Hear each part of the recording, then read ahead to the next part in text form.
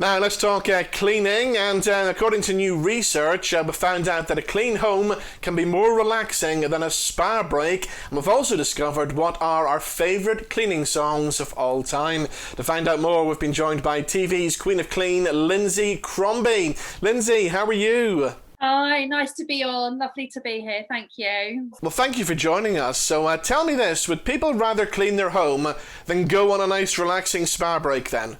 Yeah, definitely. So I've been working with Bissell on some great research, interviewing both men and women. And honestly, 71% of people say that cleaning gives them a great mood boost. And I, for one, completely agree with this because whenever I feel a bit down or a bit miserable, I'll clean. And when I go to a spa, I feel good for like an hour afterwards, but it doesn't continue. But when you've got a nice clean home, you tend to feel happy and positive for more than an hour. It's a good couple of days until it gets messy again.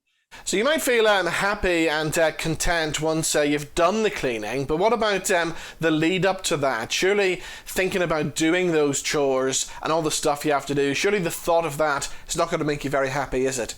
No, that needs some motivation. So what you need to do is you need to create yourself like a really fun, energetic playlist, or put on a good radio show, get the windows open, and get yourself in a really, really positive mindset. So with the research that I did, we looked at the best songs to get you up and dancing with your vacuum. And it was Queen's I Want to Break Free, which is such a great tune, to get you up off the sofa, dancing around. And of course, the famous iconic music video had Freddie with the vacuum cleaner out doing the housework, didn't it?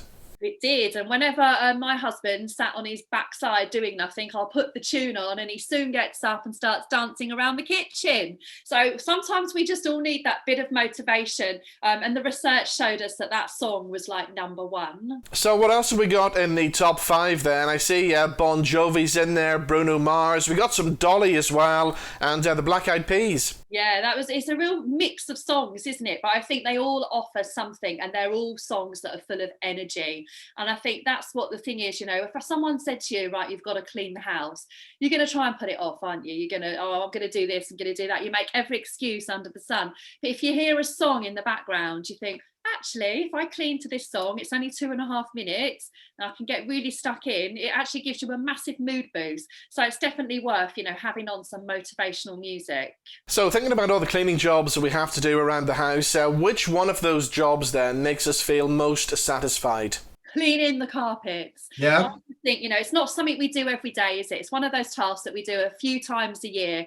But when you suck up that dirt and you see the pet hair and the dead skin cells and everything that's in your carpet and you pour it down the sink or you pour it down the toilet, there's nothing more satisfying than seeing and the big lumps of fluff and stuff. And you think, where's it actually come from? And Bissell do an absolutely amazing carpet cleaner.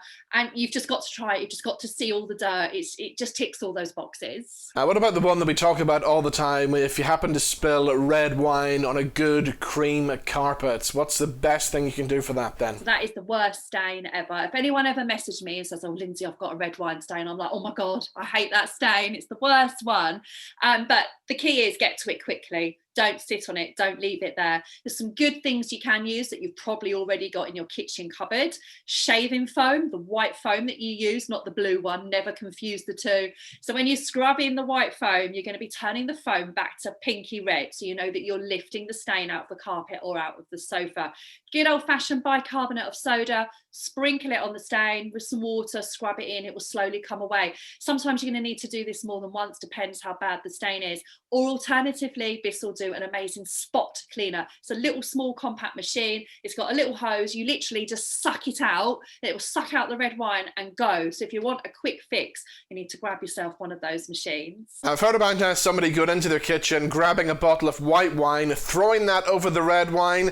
Does that work? No? Does not work. So this is a myth from years ago. And do you know what? I've tried it. It actually makes it worse. And do you know what? I did it in someone's house when I was doing a shoot and I ruined their floor and I hid it. And she come back and I told her, and she said to me, don't worry, the floor's being replaced next week. But the panic. So please never ever chuck white wine on red wine. Stick to those cupboard staples, or make sure you've got the right equipment. Alternatively, drink it, don't spill it.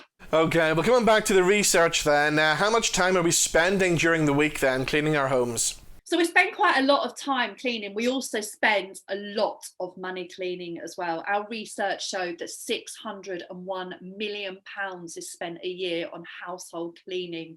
But in terms of time, I think we're spending less time these days because we've got more fancy equipment. We're working from home, so whilst we're on a Zoom call, we're worried about what's in the background. So we'll do that quick tidy up before we go on the call. So I think we're much more mindful. Obviously, COVID has stepped us outside of that box a bit more with cleaning. We're thoroughly cleaning these days rather than doing those quick wipes.